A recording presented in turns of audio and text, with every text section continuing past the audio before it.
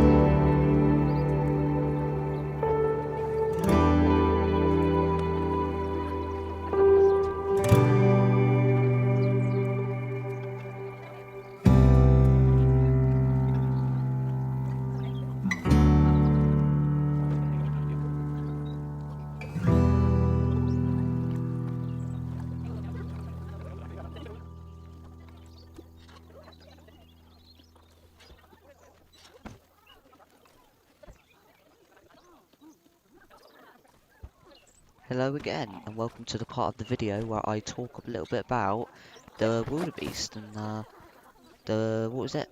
African buffalo. Yes, that's it. Right. So the blue wildebeest got their name as the coat does have a blue sheen, and there are about 1.5 million living in the Serengeti, which I was right at the start of the video.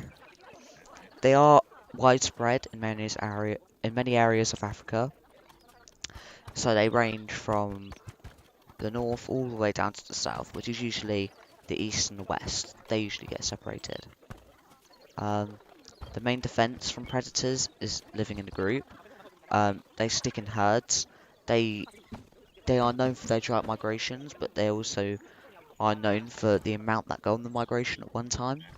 There are tons and tons of them, and mainly, if you've seen videos, both wildebeest, the blue and the black, they cross many rivers, and the Serengeti is known to flood every year, so they are familiar with water. And yeah, the Nile crocodiles, they go at them, and it's mental and hectic. But yeah, they do run up to 40 miles an hour. Although fast, it isn't as fast as lions or cheetahs, so they are easily, what do you say, killed, I guess. Um, yeah, they actually migrate 1,000 miles each year, and that's longer than the length of my country, Britain. And if you're from the US, about the same distance from Minnesota to Louisiana, and that distance would take around 20 hours to drive. So really, they are just incredible. Like a plane only run 40 miles an hour, they ain't running that whole way. But yeah, they have a very dangerous migratory route. And they are known to cross two rivers. There might be more in some areas, but they are both crocodile infested. This is mostly the Nile crocodile, but there are some other ones. Yeah, and the blue and the black wildebeest are like they're just so I don't know how to explain it, but their horns, the way they form is interesting because they rather than forming because most babies form it, they actually kind of they bend that way from birth. So yeah, they kind of when they're babies, their horns will automatically bend that way. So yeah, they're very similar, the horns, for all the animals. Um, the black wildebeest is about southern Africa more than the east and western Serengeti sort of area. Well, Serengeti is in South Africa, but yeah, they kind of range a little bit less as much as them. So they go in groups about greater than 50, so they are usually, what do you say, less than the blue wildebeest, but they don't migrate. So, well, they don't have the same migration pattern, so you don't see them crossing the rivers and stuff. But as you can see from the video, the black wildebeest had these forward-facing horns and is smaller than the blue wildebeest. So, yeah, you would be more scared of the blue wildebeest than the black wildebeest, although their horns are much more scarier to look at. But yes, they're basically their story is that they are also called, well, the black wildebeest specifically, they're also called the white-tailed gnu, which is spelled GNU, and that's basically passed down from generations of African cultures and mainly Southern African languages. Um, so basically, as you heard, the blue wildebeest have this sort of bluish sheen, but the black wildebeest are much more darker brown, and the babies are so cute. I hope we get some. They they are this light yellowish town colour. I like how they're called news or gnu's or whatever you call them. They're really funny. Um, but yeah, so they've got the same sort of uh, herbivore muzzle in a way, or it's quite large with wide nostrils. Uh, but yeah, and as I said, they're called white-tailed gnu because they also do have that white coloured tail. Not too sure why this adaptation has come. Um, it could be as some sort of distraction, maybe. I'm not too sure. Um, but yeah, it kind of, I don't know, it's weird how that is there. But yeah, both black and blue wildebeest usually have one male and then a group of females. Although do, they don't cope with each other necessarily. They they do fight obviously, but they still, if they do that migration route, they all do stay to tend together and move as one because they have more probability of surviving. But and when they're in the open plains, also this goes for the blue wildebeest. In the open plains, they will hold their territory quite like, and you can look up videos of them fighting, and they're, you know, them giant horns are used for that. But yeah, basically they mark their territory by scraping on against trees, and they kind of have these glands below their eyes and hooves, which they emit their smell on, which is really weird. So basically, bulls will just do normal sort of wrestling fights with their heads. They'll charge at them and just ram each other, you know, classic stuff. So during their mating ritual, they repeat like this sort of like, what do you call it? Let me try and find it. Yeah, so they only breed once a year, and as I said, they live in the Serengeti with the blue wildebeest, and as when they have that rainy season, which is about January, and it's winter time. Well, for us, winter time, or people that are along New York way and that sort of line.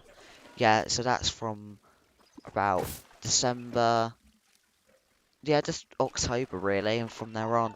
And then after that, which is about February, April time, they start producing offspring, and it only takes about 16 months to give birth, which is may seem a long time, but actually no, they're not.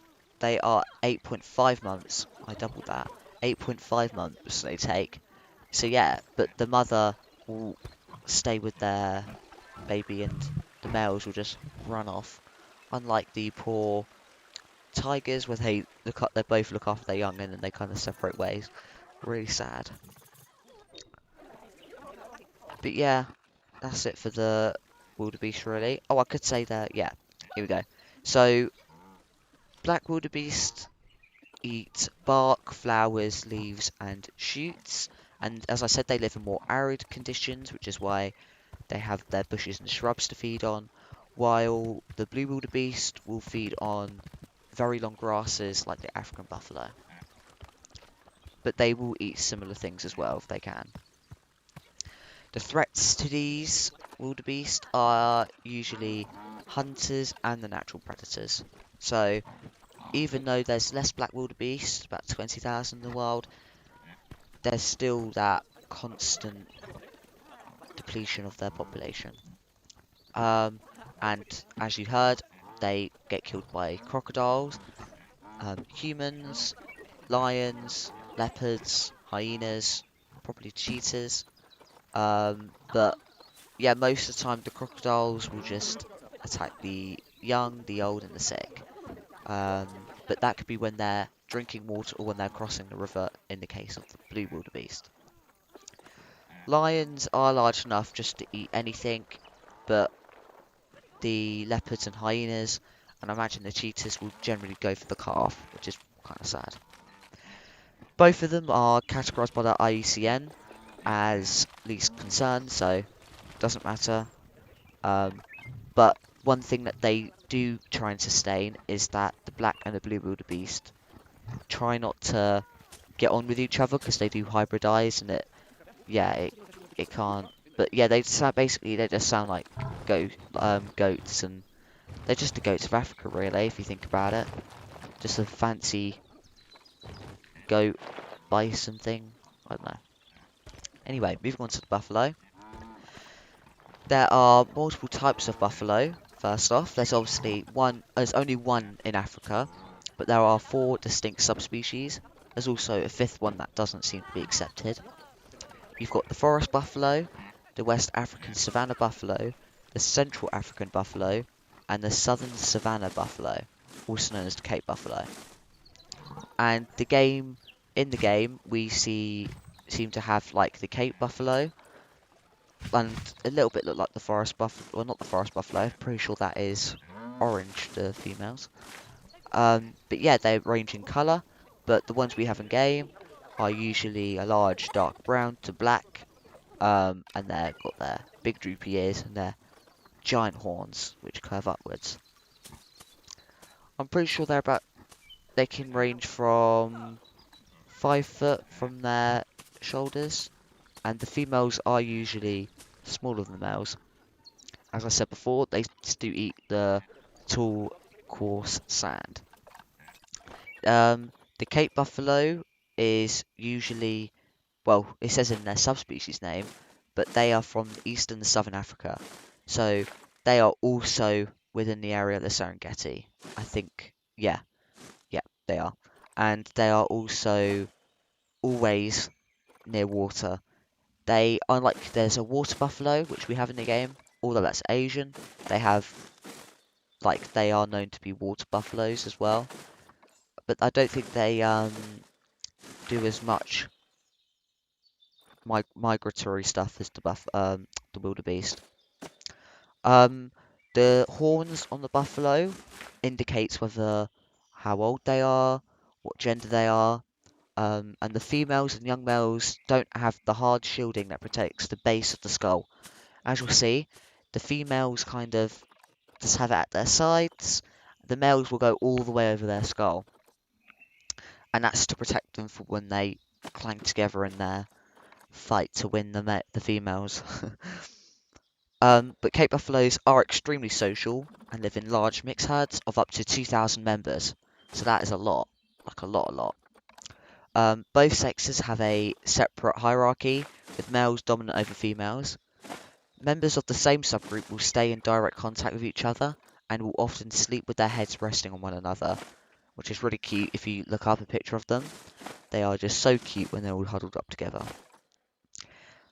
The African buffalo is often confused with that water buffalo, and they are completely separate species, but it's weird how they've also kind of, what do you say, adapted into the same looking animal, which is quite interesting. It's like the tapirs, like the Malayan tapir and the Barrett's tapir in the game, how they're one's from South America and one's from Asia. And they are always a day's walk within a water source, as I said. And the ones that do live in the Serengeti or the region around it will usually try and stay near the water because that's where the grass is more rich. I forgot how much the grass grows, but it's like 60 centimeters high in like that rain after the rain period, and it constantly goes. But by living in these large herds and eating the tall cord grass, they do provide a vital role in the ecology of the grasslands. Many of the smaller grazers are unable to digest the tall grasses, and the tall grasses may prevent them from getting to the shorter, more palatable grasses, which is kind of like the low-lying ones that are more nutrients, in the absence of buffalo. So animals such as like the Thompson's gazelle in their region, they won't be able to eat the smaller grasses which they like to eat if the buffalo aren't there to eat the taller grasses. So as you can see, it kind of all goes in one. And if you kill the buffalo, then that will just mess everything up.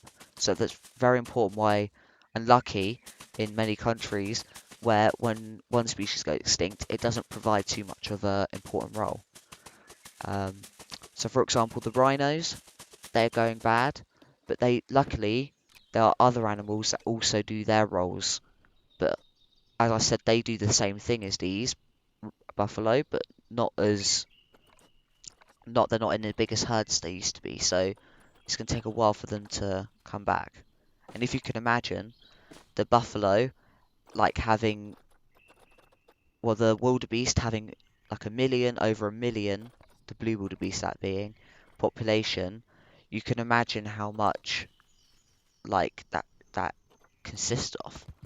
I'm just gonna look up how many African buffalo are in the wild here because I don't even know. 900,000, so yeah, near a million. So yeah, you can imagine. But yeah, following the buffaloes, their competition for food sources by non-native species, like the goats and cattle, have challenged them. And sadly, there has been an introduction of these animals being brought in, of foreign diseases. Um, and there's one called tuberculosis, everyone knows that. And like, this doesn't have an effect on the domestic cattle, but it can just kill off the Cape Buffalo. And when they die, the lions and the hyenas might feast on them, and then yeah, it gets all messy, and they all start going. So it's a big issue, and it's not an easy disease. They do suffer, and it is just awful. So yeah, I'll pop in at the end of the video, and that is all the facts that I've got to give. And I'll see you then. Bye.